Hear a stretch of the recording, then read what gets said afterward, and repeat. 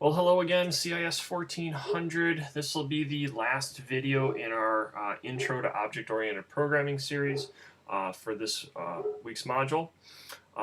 Today I'm just going to go through a full-blown example of building an object that hopefully you're all pretty familiar with. The object that I'm going to choose to go through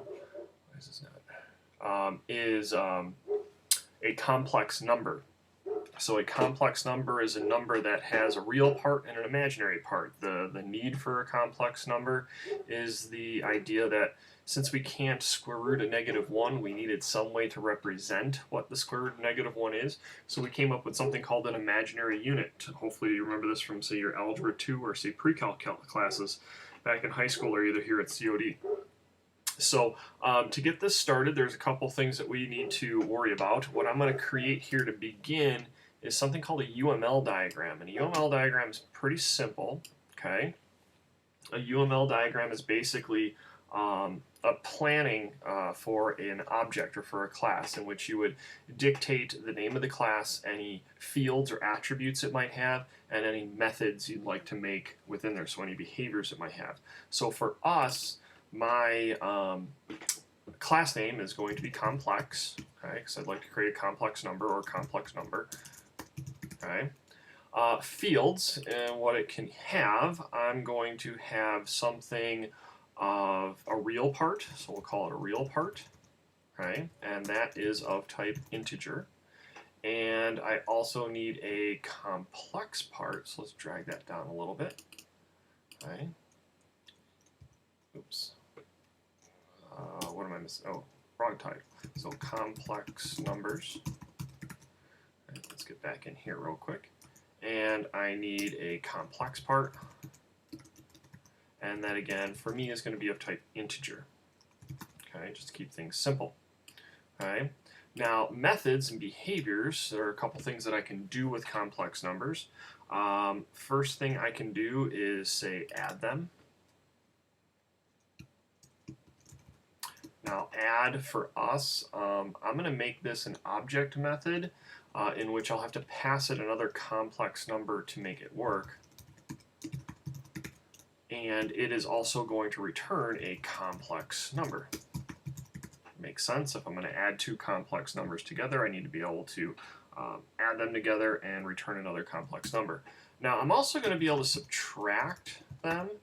But I'm going to make this a static method just for the emphasis of showing you how I can do this a little bit differently, in which case I'm going to take two different complex numbers. Okay? So actually I should call this num, and we'll say it's a type complex. Okay? And it's going to return something of complex number. I'm going to have num1 and num2 here, and both of which are going to be complex numbers.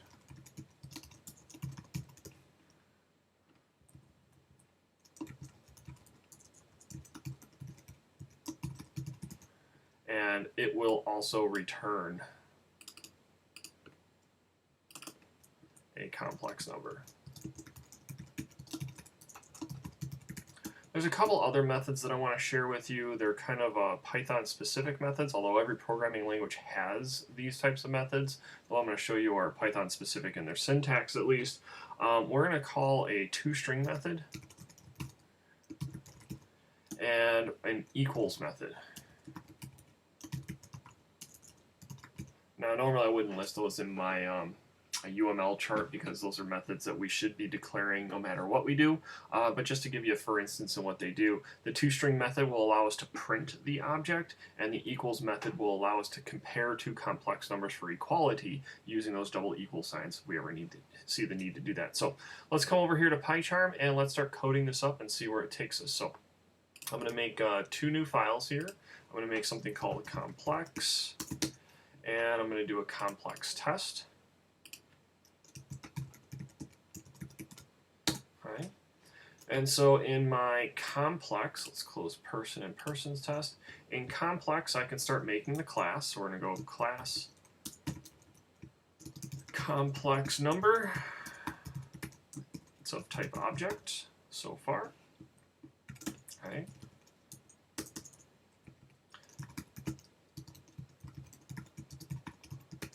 Builds a complex number. Okay, so first thing we need to do is declare attributes, and we do that through our constructor method. So def underscore underscore init. Okay. Now, in order to build a complex number, I'd like to pass it two integers, a real part and imaginary part. Generally, when we use this, we call it a and b, but they're all going to be two integers, and I'm going to go self.realPart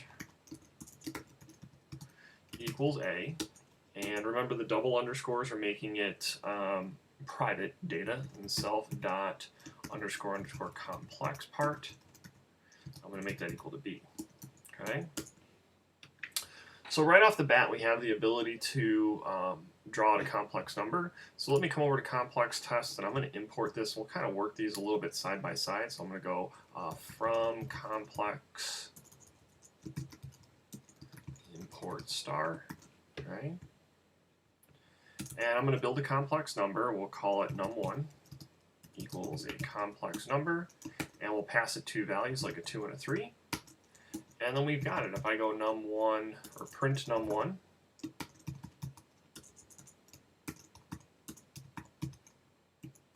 what you're going to see here when I run this is that it does print something. It just prints a memory address location, though, because that's what class object knows to do.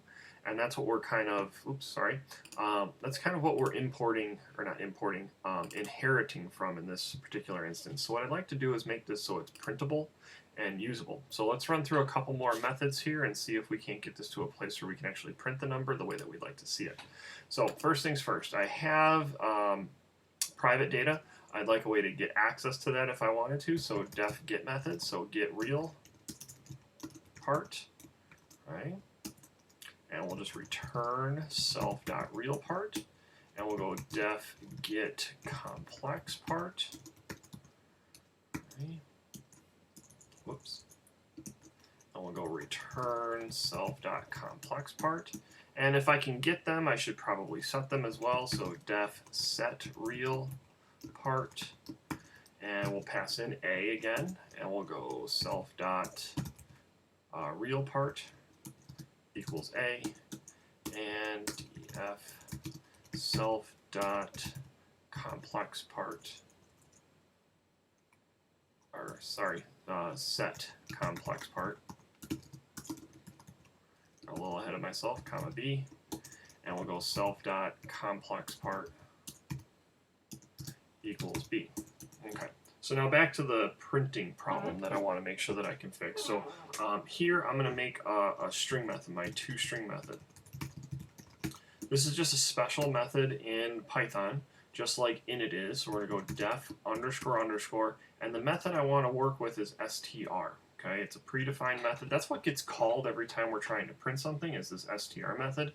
And what I'd like to do is redefine it in this method, or in this class, so that it prints things appropriately. So now if I want to print this, what I'd like it to be able to do is print the real part plus the imaginary part. If the imaginary part is positive, and if it's negative, I want to print the real part minus the imaginary part. So I'd like it to print in the form of a plus bi or a minus bi. Okay, and that's what I'd like to see. So for me to do that, I need to kind of ask myself if the real or the imaginary part is positive or negative. So we'll start with that. So we'll go if self.getComplex is, say, greater than or equal to 0. Okay, I'd like to return a string that is in this form, a plus bi. So I'm going to go return. And here's another little bit of fancy Python syntax called a formatted string. I'm going to use these curly brackets and open and close to represent a placeholder for a value I'd like to place there. And what I'd like to see is a plus sign, and then again another placeholder and an I. And upon the string, what I'd like to do is format it. The format method is pretty simple. It takes an unlimited number of arguments, and all you have to do is place the arguments that you'd like to see represented in these curly braces. Okay, so for me, I'd like to see self.realPart, okay, comma self.complex part. So the self.real part will go into the first curly brace, and the self.complex part will go into the second curly brace. Okay. Now, if the complex part happens to be negative, so else, what I'd like to do is get the, I don't want to print two negatives, so what I'd like to do is something like this, value equals self.complex part times -1, just to get the opposite of it, not change it, because I'm multiplying it by -1 and setting it to value. I'm not changing the complex part in any way. But what I'd like to do is return a formatted string, okay, in the form of a -bi. So dot format. And so I'm going to do a self.realPart, comma, value now, because it holds the positive value of the complex part.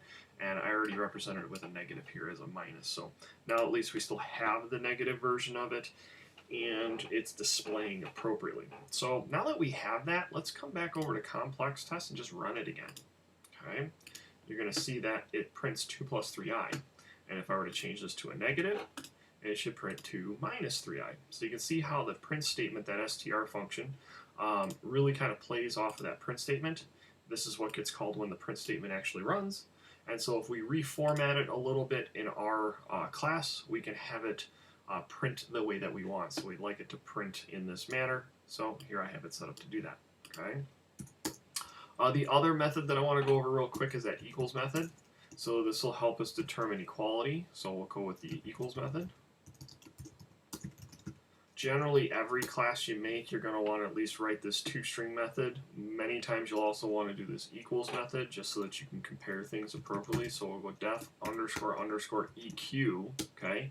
And notice it already puts another argument or a parameter in there called other, because when you use the equals method, you have to compare one object to another.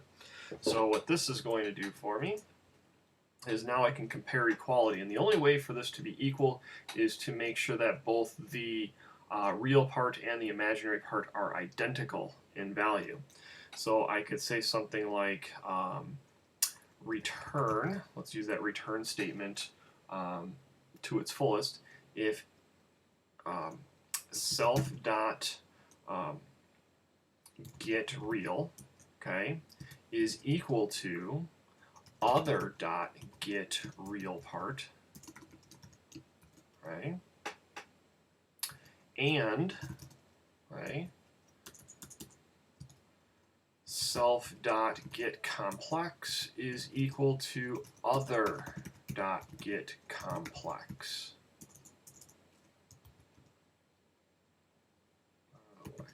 Part. Okay. Now, if that's true, whoops, I meant to scroll. If that's true, so if this part's true and this part's true, it will return true. If either part is false, it'll return false. So let's kind of come over here to complex test and just kind of see what happens. Let's make another number. We'll call num2 equals a complex number, and we'll give it the values of 2, 3.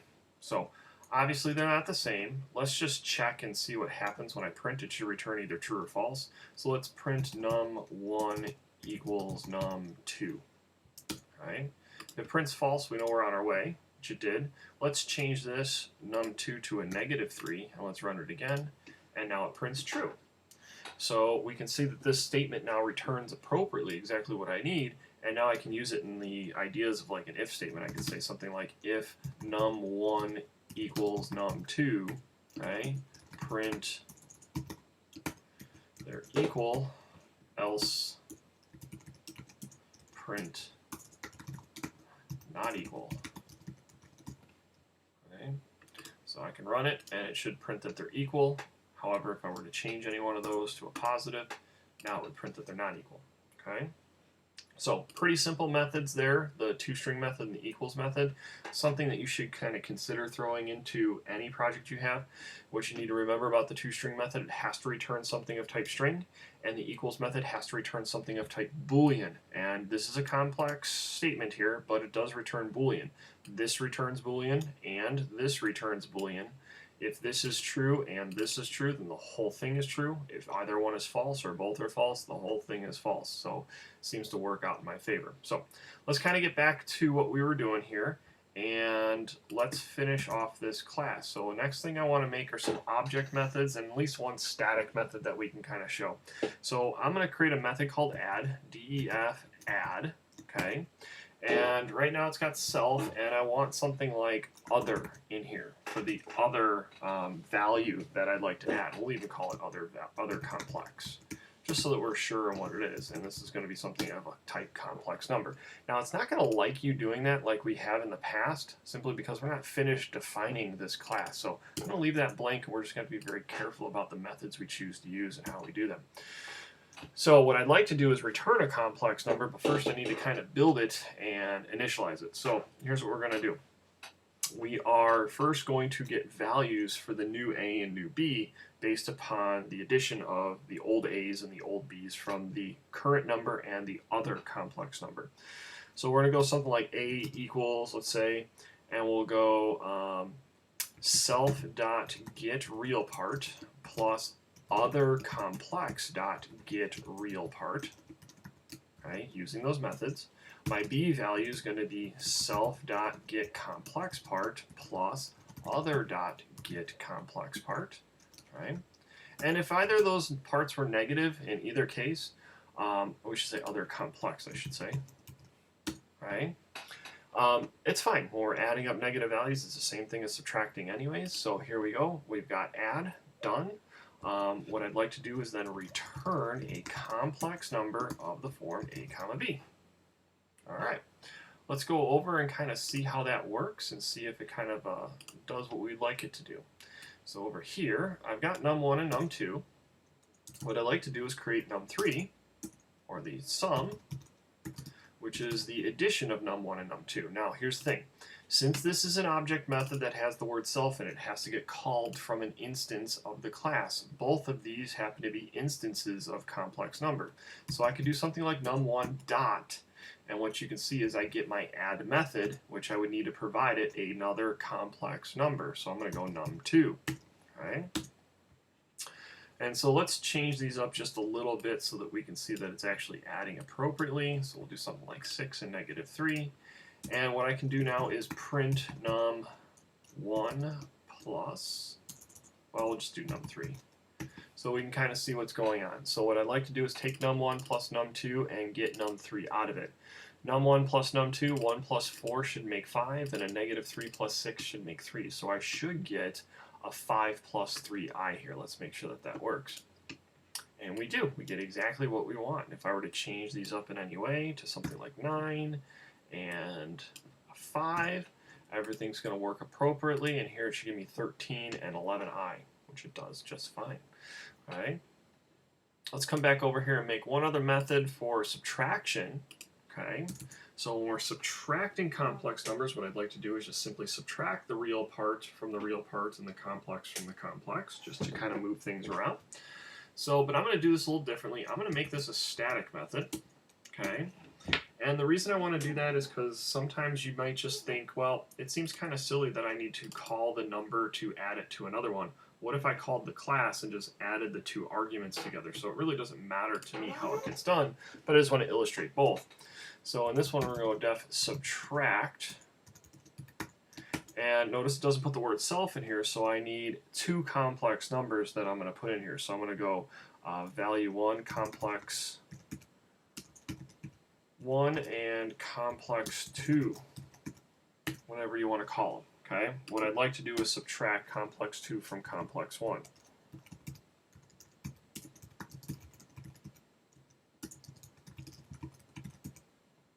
Okay, so no big deal there. And essentially what we're doing is the same thing. We're coming up with new a's and b's, so I'm going to go a equals, and I'm going to go complex 1. I'm going to lowercase these to be a little bit more accurate in my connotation. Complex 1 dot get real part minus complex 2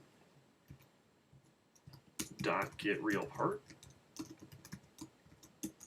B is equal to complex 1 dot get imaginary part, or get complex part, I should say, minus complex 2 dot get complex part. And what I'd like to do is build and return a new complex number that is of a and b. So let's try coming over here and testing this. So if I want to actually subtract these two, let's kind of change this up a little bit. And I'm going to go num3 equals. Now, here's the difference. Since I created a static method now, I need to call it from the name of the class instead of the name of an object. So I'm going to go complex number dot, and you'll notice now I can subtract two complex numbers. It says complex 1 and complex 2. So let's go with num1 as complex 1 and num2 as complex 2. And if I'm actually going to subtract that, I should get 9 minus 4, which is 5 for the real part, and 5 minus 1 minus 6, which is negative 1 for the complex part. And if I were to print, everything works appropriately. So I get 5 minus 1i. So that's the essence of a class. I've got all the parts that I need for it in there. I've got different ways of doing some things. So this happens to be an object method, right?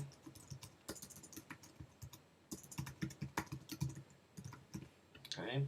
And then I've got my static method here just to give you a different flavor of how things can be done. Really, it comes down to kind of programmer choice, or in my case, maybe, in your case, maybe, my choice as to what I want to see in your next assignment and how I want it done. So be prepared to do either or to achieve the desired result.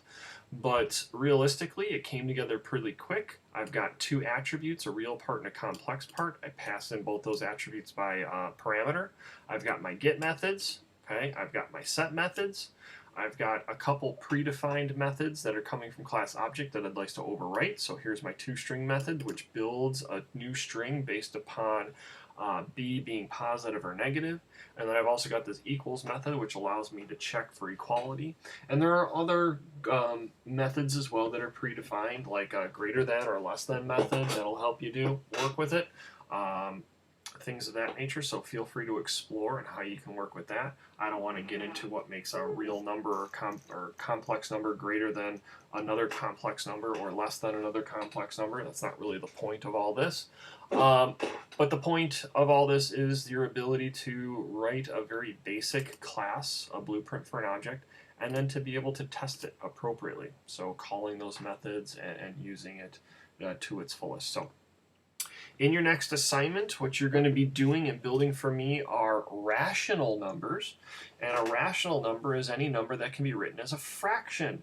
So you'll be having a fractional number. So your attributes would not likely be a real part and a complex part, but more of a numerator and a denominator. And if we start thinking about what we can do with rational numbers, well, we can print them pretty easily. We can display them. We can simplify them, meaning we can reduce them. So if I had something like 8/10, I could reduce that to 4/5, and it's the same value. I can again judge to see if they're equal. I can add them, I can subtract them, I can multiply them, I can divide them. So be expecting to do some of these things in order to get your rational class working and tested appropriately. So again, I'm going to post all of these examples for the person and the person test and the complex test to Blackboard so that you can have access to them along with these tutorial videos.